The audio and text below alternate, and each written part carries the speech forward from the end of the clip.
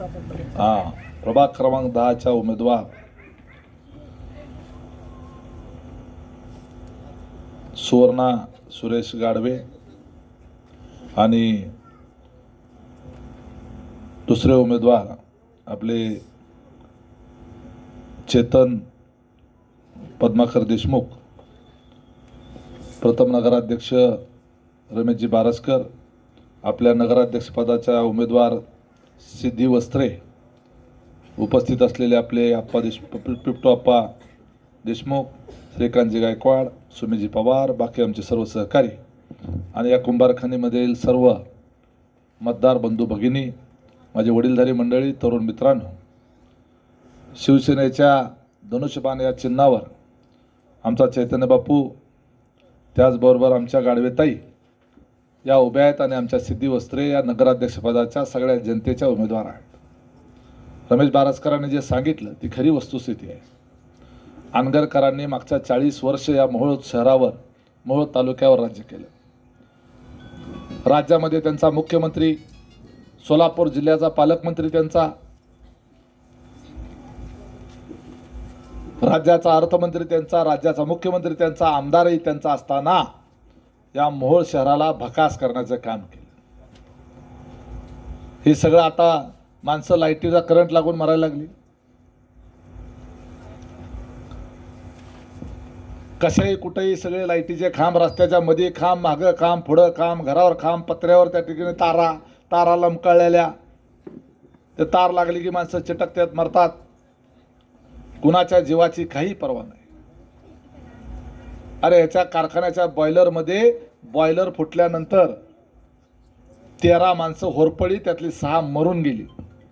6 माणसं तडपडून बॉयलरमध्ये त्या ठिकाणी ते वाफ असते ना, ते वाफ पोळून तडपडून मेली.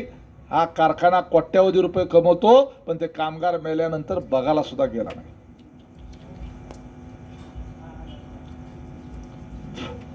इतकी विकृत मनोवृत्तीची आणि निर्दयी माणसं आहेत. रमेशजी बारसकर, तुम्हाला माहित आहे का ना मला माहित नाही, परंतु मोहोळकरांना माहित नाही का, माहित नाही मला, या राजन पाटलाच्या अंगावर एक कुत्र भुकलं. ते कुत्र भुकत गाडीवर, टू व्हीलरवर जायचं. परवा सांगितलं मुलाखतीमध्ये, मला बुलेटवर जायची सवय आहे म्हणून, बुलेट चालवायची सवय आहे. बुलेटवर जाताना एक कुत्र भुकत, आता तुमच्या आमच्या मागे बी लागतं कधी कधी. त्याला काय आहे, त्याची सवय असते भुकायची. गाडी चालू करून चाललो की पळत भुकत येतं अंगावर. जरा फास्ट गाडी नेली की जातं मनाने माघारी. परंतु अंगावर कुत्र आलं म्हणून त्या अनगर मधली सगळीच्या सगळी कुत्री मारून टाकली. 200 पेक्षा जास्त कुत्री मारली, खोटं नाही आहे. जर ते ठिकाण, ती कुठं पुरलेली आहेत कुत्री सगळी. एक मोठा जेसीबीनं खड्डा खांदला आणि सगळी कुत्री तिथं पुरली. काय का असं ना, त्या कुत्र्याला पण जीव आहे का नाही, आणि त्याच्या मरणानं मरणला. परंतु अंगावर कुत्र भुकलं म्हणून कुत्री मारून टाकली. अरे एवढंच नव्हे, अंगावर माणूस आला, आमचा पद्माकर आप्पाचा भाऊ पंडित देशमुख.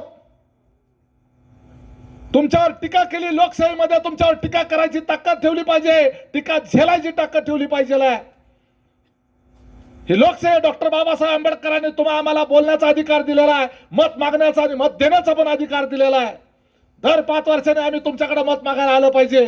आम्ही जर सत्ता राबवायला नालायक ठरलो तर तुम्हाला आम्हाला लाथ मारून हाकलून द्यायची ताकद तुमच्या मतदारामध्ये आहे, आणि ती तुमच्यात असलीच पाहिजे. पण तुमच्यावर टीका केली त्या पंडित देशमुखनी, म्हणून या अनगरवाल्यांनी मोहोळमधून, तुमच्या आमच्या मोहोळ गावातून आमच्या माणसाला उचलून नेलं आणि त्याचे हातपाय मोडले, त्याच्यावर 55 वार केले, जीभ हसडली. आणि मरताना पाणी मागतोय. मरताना माणूस पाणी करतो. पाणी मागितलं तर त्याच्या तोंडामध्ये लघुशंका करण्याचं पाप ह्या विकृत काळाराजे पाटलांनी केलं. अशी निर्दयी मनोवृत्तीची माणसं. म्हणून त्या अनगरकर पाटलाच्या तरी सुद्धा हे निर्दोष सुटले, पुराव्याअभावी निर्दोष सुटले.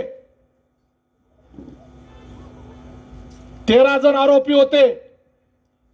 मग 13च्या 13 आरोपी जर निर्दोष सुटले तर आप्पा मग पंडित देशमुखांचा मर्डर केला कोणी? तुमच्या भावाचा खून केला कोणी? काय राजे पाटील जर निर्दोष असेल, मोहोळ मधल्या बारक्या लेकरापासून आज 100 वर्षाच्या असलेल्या म्हाताऱ्यापर्यंत प्रत्येकाला माहित आहे की पंडित देशमुखाचा मर्डर त्या काळ्या राजे पाटलांनी केलेला आहे.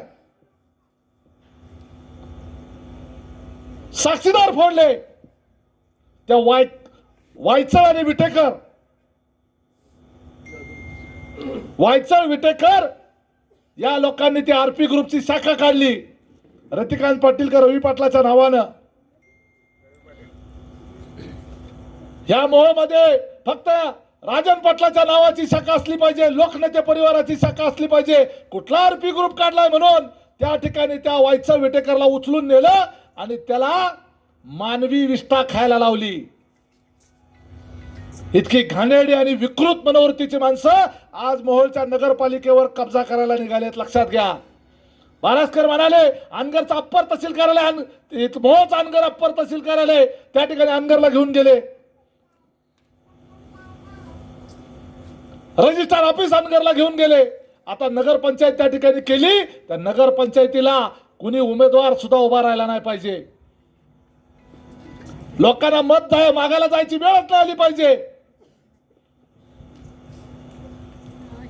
त्या उज्ज्वला थिटेने धाडस केला अनगरला त्या ठिकाणी जाऊन उमेदवारी अर्ज भरण्याच्या करता. तर एका बाईवर, विधवा महिलेच्या अंगावर त्यांनी 400-400, 500-500 गुंड तिच्या अंगावर पाठवले, गाड्या तिच्या अंगावर घातल्या, तिला अर्ज भरू दिला नाही. आणि कसं तरी करून पोलीस संरक्षणामध्ये तिने अर्ज भरला तर तिचा अर्ज बाद केला. ह्यांना परंपरा मोठी वाटते यांची.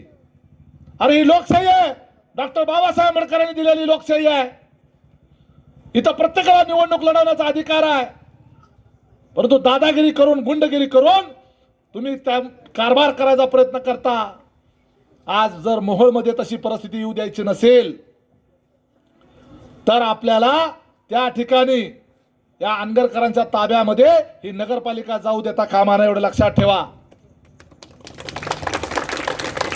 आमचं आम्ही बघून घेऊ. आम्ही मोहोळची माणसं आहे. आणि मी तर तुमच्या गल्लीतच राहायला आहे, या वार्डातच आहे.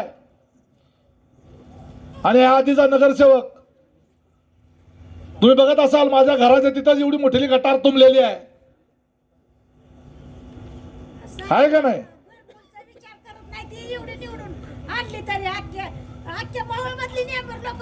मावशी बाणाचं बटन दाबा. तुम्हाला 2 महिन्याच्या आत नाही घरकुल करून दिलं तर त्या ठिकाणी नावाचा उमेश पाटील सांगणार नाही. या मोहोळ मधल्या, एवढंच नव्हे, मोहोळ मध्ये 2 मिनिटं म्हणूनच आता पाडायचं. आता तर नगराध्यक्ष पदाला उभारलाय. हा करेक्ट. वा वा वा, टाळ्या वाजवा जरा मावशीसाठी. घरकुलाचा विषय निघाला म्हणून सांगतो. आजच जाहीरनामा आमचा प्रसिद्ध झालेला आहे. जाहीरनामा, वचननामा. ज्यांना स्वतःची जागा नाही त्याला नगरपालिकेची जागा देऊन, ज्याला ज्याला घर नाही त्याला प्रत्येकाला घरकुल देण्याचं वचन तुम्हाला आज या सगळ्याच्या साक्षीनं आमचा नगराध्यक्ष निवडून द्या, आमच्या चैतन्य बापूला, आमच्या गाडवे ताईला निवडून द्या, आमच्या सिद्धीताईच्या नगराध्यक्ष पदाचं त्या ठिकाणी धनुष्यबाणाचं बटन दाबा. प्रत्येकाला घरकुल मिळणार. नुसतं घरकुल नाही, नुसतं बसायचं आता पुढचं सांगतो. नुसतं घरकुल नाही, 24 तास तुमच्या घरामध्ये नळ चालू केला. नगरपालिकेचं पाणी हापशाला जायचं नाही, बोर खोदायची नाही, काय नाही. टाकी बांध, आपली आपली टाकी बांधा आणि बोर खोदत बसा. आज रोजी मला सुद्धा बोरचं पाणीच घ्यावं लागतं. 40 वर्ष या लोकांच्या हातामध्ये सत्ता आहे. 40 वर्ष आमदारांचा, खासदारांचा, मंत्र्यांचा, पालकमंत्र्यांचा. परंतु आम्हाला 24 तास नव्हे 2 तास सुद्धा नळाचं पाणी कधी आजपर्यंत मिळालं नाही. आज तुम्ही आमचा नगराध्यक्ष करा. अर्थमंत्री अजितदादा पवार आहेत. राज्याच्या तिजोरीच्या चाव्या अजितदादाच्या हातात आहेत. आणि नगरविकास मंत्री शिवसेनेचे एकनाथ शिंदे आहेत. या दोघांच्या माध्यमातून आज या मोहोळ शहराकरता मोठ्या प्रमाणावर निधी आणण्याची जबाबदारी आमची आहे. आणि ते आम्ही पूर्ण करणार. जाहीरनामा माझा सगळीकडे आज दिवसभर जी भाषणं झालेली आहेत त्या प्रत्येक भाषणामध्ये त्या ठिकाणी मी या जाहीरनाम्याचा उल्लेख केला. आज जरा वेळ कमी आहे, परंतु आधीचा जो नगरसेवक आहे इथल्या गटारी नीट करता आल्या नाहीत, रस्त्याची तर चाळण करून टाकली सगळ्या. त्या अंडरग्राऊंड ड्रेनेज मग आधी रस्ता कशाला केला तुम्ही बघितलं. हा 1,64,00,000 रुपयाचा रस्ता मी निधी आणलेला या आपला जो बाबळगाव रोडला जाणारा रस्ता. आता त्या ठिकाणी आपला एक 300 मीटरचा सिमेंटचा रोड चालू आहे. कशा पद्धतीचं काम चाललेलं आहे. असं जर क्वालिटीचं काम केलं, पूर्ण 4 फूट खाली खोदून त्याच्यात खडी आणि सगळी मुरुम भरून व्यवस्थित पिचिंग करून घेऊन जर रस्ते केले तर रस्त्यावर खड्डे पडणार नाही. आता कॅनलच्या कडेचा रस्ता बघा, 1.5 कोटीचा रस्ता, 1.5 कोटी रुपयाचा रस्ता पैसे खाल्ले नगरसेवकांनी. 6 महिने नाही झाले तर सगळे खड्डेच्या खड्डे पडल्यात बघा. फुटला का नाही. हा 1,64,00,000 रुपयाचा कॉन्ट्रॅक्टर कोण? राजन पाटलाचा भाचा तो रामभाऊ क्षीरसागर. बघा अजून किती वर्ष तरी झालं का रस्त्याला. सगळ्या त्या गाडवे वस्तीपर्यंत ढिगाणं खड्डे पडल्यात. मी विचारलं काय भानगड आहे, तर पाऊस लय झाला म्हणतात. अरे पाऊस येतच असतो. या अशा चोरांना परत निवडून द्यायचं का. त्यामुळे इमानदारीने काम करणाऱ्या या मोहोळ शहराचा चेहरा मोहरा आम्ही बदलून दाखवू. बघा त्या कॅनलमध्ये बघा सगळी घाण पडलेल्या सगळ्या कॅनलमध्ये त्याची सगळी स्वच्छता आपण करू. हा सगळा जो परिसर आहे नवीन जोडलेला मोहोळ शहराला, या सगळ्या परिसराला उद्याच्याला इथल्या जमिनीला सोन्याचा भाव येणार आहेत. ते कधी येतील. इकडे क्रीडांगण झालं पाहिजे, इथलं जॉगिंग ट्रॅक झाला पाहिजे, ह्या रस्त्याच्या दुतर्फा पेवर ब्लॉक झालं पाहिजे. आमच्या या ठिकाणी आमच्या घरातलं ड्रेनेजचं पाणी त्या ठिकाणी ड्रेनेज लाईनद्वारे बाहेर गेलं पाहिजे. आमच्या इथं स्वच्छता राहिली पाहिजे. आमच्या इकडचा कचरा सगळा उचलला गेला पाहिजे. हा सगळा परिसर जो आहे तो सुशोभित झाला पाहिजे. अरे आपण शहरात राहतो, खेडेगावात राहत नाही. खेडेगावापेक्षा सुद्धा वाईट अवस्था या शहराची या लोकांनी करून ठेवली. त्यामुळं या भागामध्ये मी स्वतः राहतोय. कुठलीही अडचण आली तर माझ्या घरी तुम्ही येऊ शकता. तुम्हाला माहित आहे तुमच्यापैकी अनेक लोक वेगवेगळ्या कामाच्या निमित्तानं माझ्याकडे येत असतात, परंतु अनगरकराकडे जायचं म्हणल्यावर जीव मुठीत धरून जावं लागेल. बरोबर आहे का नाही. उद्या जर या आता नगराध्यक्ष पदाला उभारलेल्या उमेदवाराला निवडून दिलं तर नगरपालिकेचं काम करायचं म्हटलं तर त्याच्याकडे जाऊन उपयोग होणार नाही. अनगरकराचं पाय धरावं लागतील तेव्हा नगरपालिकेतलं काम होणार आहे. तेव्हा अनगरकराला पाय धरायचं जायचं नसेल तर तुम्हाला या ठिकाणी आपल्या विचाराचा नगरसेवक आणि ज्या ठिकाणी उमेश पाटील उभा आहे, ज्या ठिकाणी रमेश बारसकर उभा आहे, ज्या ठिकाणी पिपटू आप्पा देशमुख आहेत, त्याच ठिकाणी राजाभाऊ खरे देखील आहेत. तुम्ही आमदार निवडून दिलेला राजाभाऊ खरे, उमेश पाटील, रमेश बारसकर, पिपटू आप्पा देशमुख हे खरे अनगरकरांचे विरोधक आहेत. मशालवाले हे अनगरकरांचे एजंट आहेत, लक्षात ठेवा. अनगरकरांचे विरोधक असते, अनगरकरांचे विरोधक असते तर अनगरकरांवर टीका केली असती. केली करतात का टीका. तुतारीवाला लोकसभेच्या निवडणुकीला मुंबईवरनं आला, पैक घेतलं, भाषण केलं, निघून गेला. परत जी लोकसभेच्या वेळेला गेला तो डायरेक्ट विधानसभेच्या वेळेला आला, पैसे घेतलं, उमेदवारी मागितली, उमेदवारी मिळाली नाही, निघून गेला. आता पुन्हा नगरपंचायतीच्या निवडणुकीलाच उगवला. ही तुतारीला उभारलेली माणसं, या तुतारीच्या चिन्हावर उभारलेली जी माणसं आहेत हे सुद्धा राजन पाटलाचे एजंट आहेत. हे कशी एजंट आहेत तुम्हाला सांगतो. कारण हे लोक आमच्यावर टीका करतात. जर हे अनगरकराच्या विरोधात असते, अनगरकरावर टीका केली असते यांनी. आमच्यावर टीका करतात म्हणजे विरोधातली मतं कमी व्हावी म्हणून हे लोक आमच्यावर टीका करतात. लक्षात घ्या, तुम्ही अनगरकराच्या विरोधात मत देणारच आहे, पण ते धनुष्यबाणावरच का दिलं पाहिजे. जर तुम्ही विरोधक आहेत म्हणून मशालीचं बटन दाबलं तर बाणाचं एक मत कमी होणार आहे, लक्षात ठेवा. जर तुम्ही तुतारीचं बटन दाबलं तर बाणाचं एक मत कमी होणार आहे. जर तुम्ही हाताचं बटन दाबलं तर बाणाचं मत कमी होणार आहे. फायदा कोणाचा होणार? कमळवाल्याचा होणार. म्हणजे कमळवाल्याचा म्हणजे कुणाचा? अनगरकराचा फायदा होणार आहे. अनगरकर आता कमळात गेलाय, नाहीतर माणसाला गाढेळातच आहे अजून. अनगरकर आता कमळात गेलेले आहेत आणि त्याच्यामुळं आता त्यांना माज आलाय. 40 वर्षाच्या अजितदादाच्या आणि पवार साहेबाच्या जीवावर जे कमवलं 15 दिवसात विसरले आणि अजितदादाला धमक्या द्यायला लागला आणि अजितदादाला चॅलेंज करायला लागला. किती कृतज्ञ औलाद आहे लक्षात ठेवा. त्यामुळे आजपर्यंत ह्यांना मतं दिली, त्या मताची कुठली जाणीव आहे का या लोकांना? एवढ्या वर्षाची सत्ता यांना दिली, यांना कशाची जाणीव नाही आहे. ही निर्दयी माणसं आहेत.